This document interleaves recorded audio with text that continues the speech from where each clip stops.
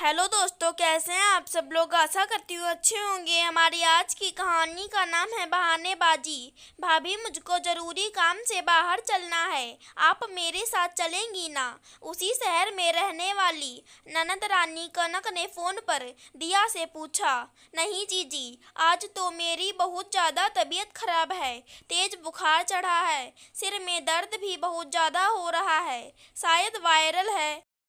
दीपा अचानक बहाना बनाकर कराहते हुए बोली, क्योंकि कनक बाजार में बहुत ज़्यादा देर लगाती थी। 10 दुकानें देखकर खूब मोल भाव करके सामान खरीदती और आज वो सचमुच थकी भी थी। अगर वो कनक से कहती वो थकी है तो भी वो ज़बरदस्ती करके अपने साथ ले जाती। जल्दबाजी में उसे और कुछ तो सूझा नहीं, तो इसलिए उसने बीमारी का बहाना ही बना दिया। ठीक है भाभी, आप आराम कीजिए, ध्यान रखिएगा अपना, क्योंकि इस समय सचमुच वायरल बहुत फैल रहा है। मैं मोनी के साथ चली जा रही हूँ।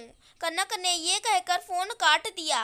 अभी अभी दीपा रसोई से सारा काम निपटा कर निकली ही थी, थक भी गई थी।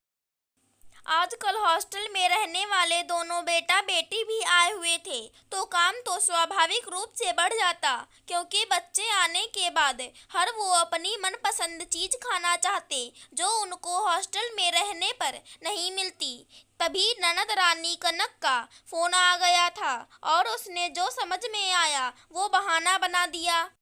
दीपा काम समेट कर बच्चों के पास आकर बैठ गई और बच्चे तब तक कैरम उठा लाए, क्योंकि दीपा को कैरम खेलना बहुत अच्छा लगता था और वो अक्सर बच्चों के साथ कैरम खेलने बैठ जाती थी। तो आज भी दीपा बच्चों के साथ कैरम खेलने में मस्त हो गई और जब कैरम की बाजी जमती है तब तो समय का तो बिल्कुल ध्यान ही नहीं रहता। तभी अचानक डोरबेल बजी और छोटी बेटी जो यहीं साथ में रहती थी उसने खिड़की से बाहर झाँका। मम्मी, बुआ जी और छोटी बुआ जी आई हैं क्या। दीपा तो एकदम से उछल पड़ी। रुको, अभी दरवाज़ा मत खोलना।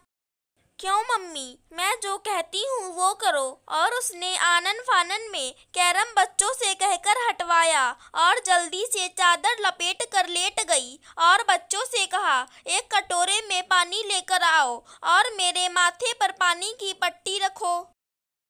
मम्मी, माजरा क्या है। बच्चे हैरान थे। सब कुछ बताऊंगी, बस इस समय जो मैं कह रही हूँ वो करो और बुआ जी से कह देना कि मम्मी बहुत बीमार है। और भी उसने कुछ जल्दी जल्दी बताया। सब कुछ बहुत जल्दी में किया गया।